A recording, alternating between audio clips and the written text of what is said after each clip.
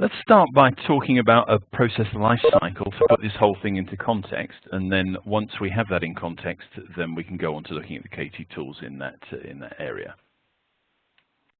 So consistency of approach is not going to be surprising to any of you that KT is going to sing this song again and again.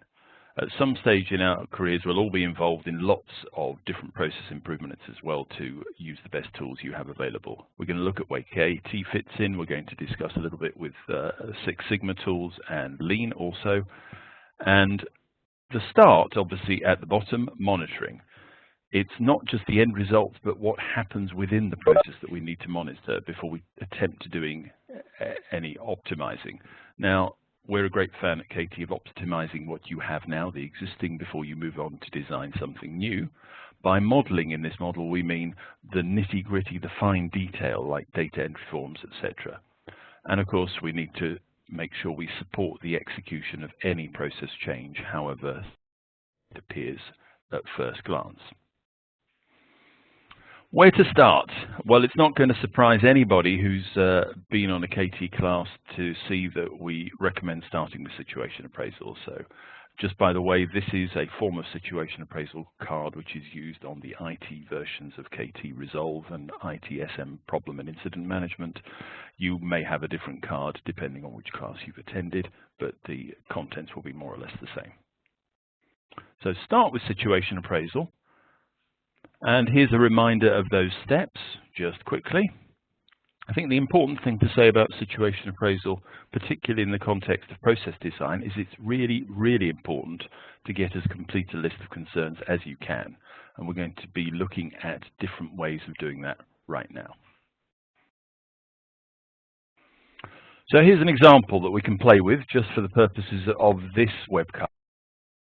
A pizza process. Now, this is simplified deliberately for the purposes of a short webcast. Obviously, making pizza in a restaurant will be a more complicated business than this. But if we take this as our model, the question is, where do we start? With the process or with the detail? And KT's experience tells us that it's better to identify the overall priorities for the whole process with situation appraisal, then follow up with potential opportunity analysis and have a quick look at the value stream, a lean technique which you can Google separately in order to make sure that you get the whole picture as much as you can.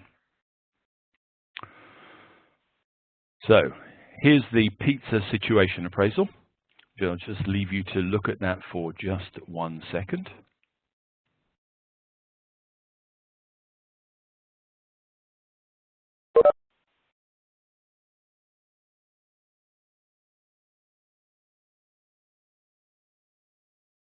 So looking at that, what we're seeing is an example here is just taking the big issues for this small pizza restaurant in a local town.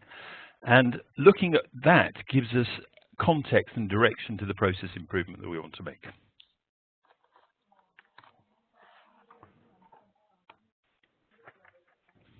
Now a potential opportunity analysis.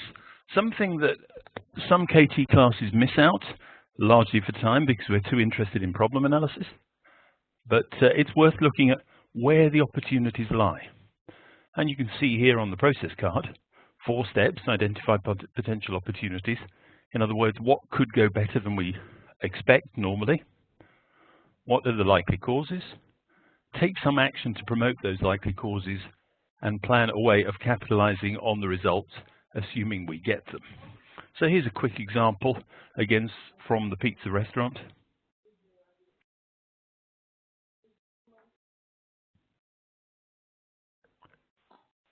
And the purpose of this potential opportunity analysis is again to clarify further, where do we put our process design efforts? Because we don't have 24 hours in a day, not really, because we need to sleep occasionally, and we need to focus our attention on the places where we're going to add value most.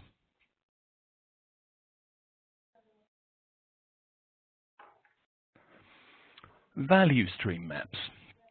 So value stream maps are part of the Lean toolkit, and many of you will be familiar with creating value stream maps.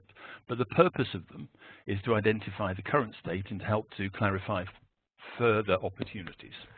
Also show the desired state after improvements.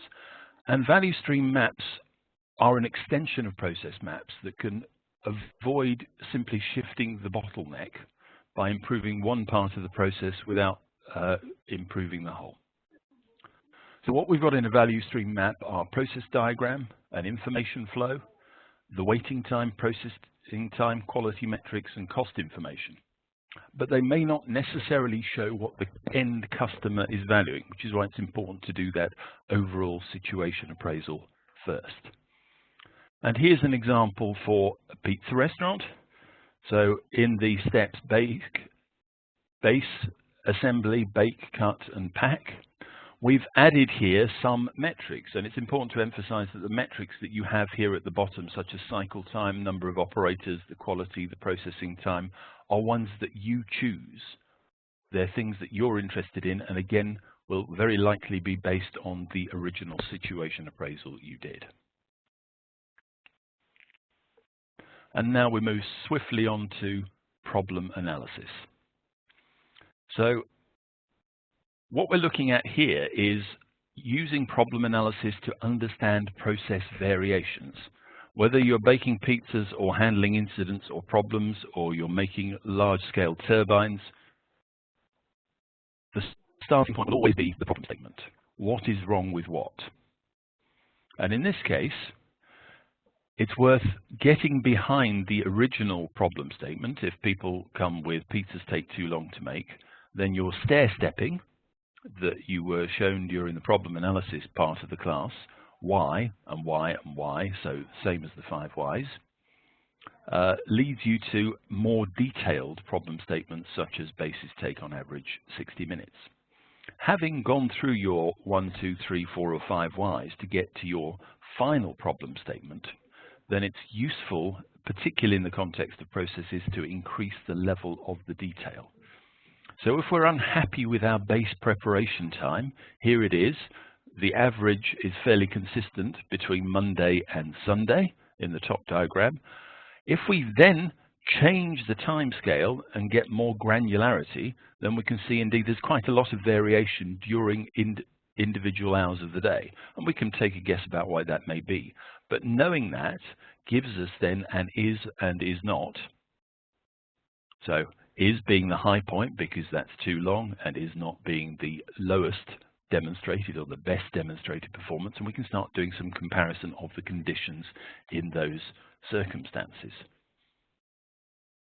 And there, of course, you have your problem analysis card, trying to figure out why it's happening. And one good thing to do in the context of process design is understand the differences or distinctions between the conditions when things are going as you'd like and when things are not. Let's take a sideline into the rest of the lean philosophy, where obviously the goal is customer perceived value, and we're going to achieve that in the context of lean by improving the value stream, including waste elimination, ensuring a measure of flow, ensuring that pull systems pull work towards us, and we're trying to perfect each process step. But there's an underlying base which is held by KT: leadership, involvement, discipline, and observation.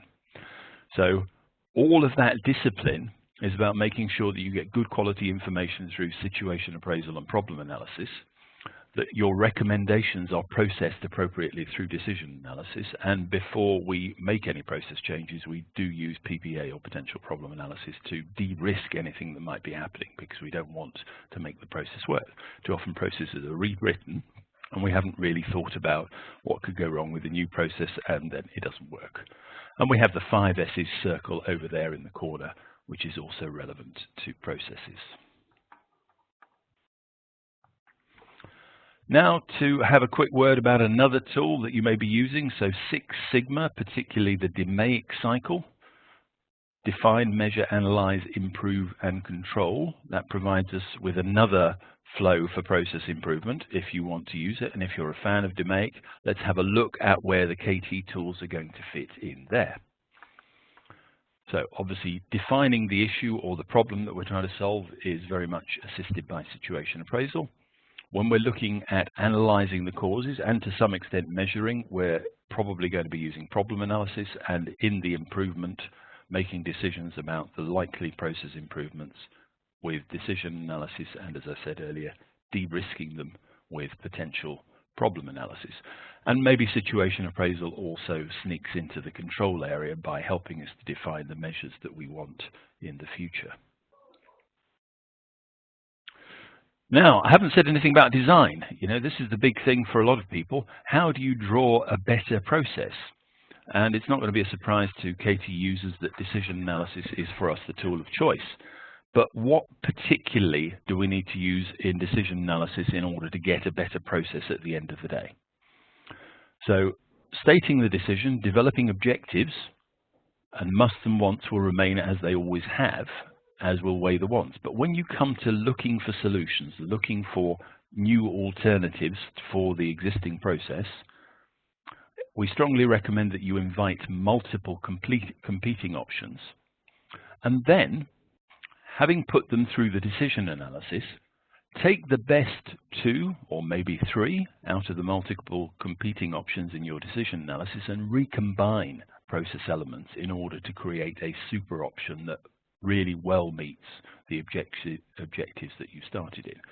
Now, looking at how you do that might be helped somewhat by looking at the Creative Decision Making webcast on Kepner-Tregoe.com, which you may have seen. If you haven't seen it, it's there for you to view. It's just 15 minutes and may be useful to put in the context of new process design.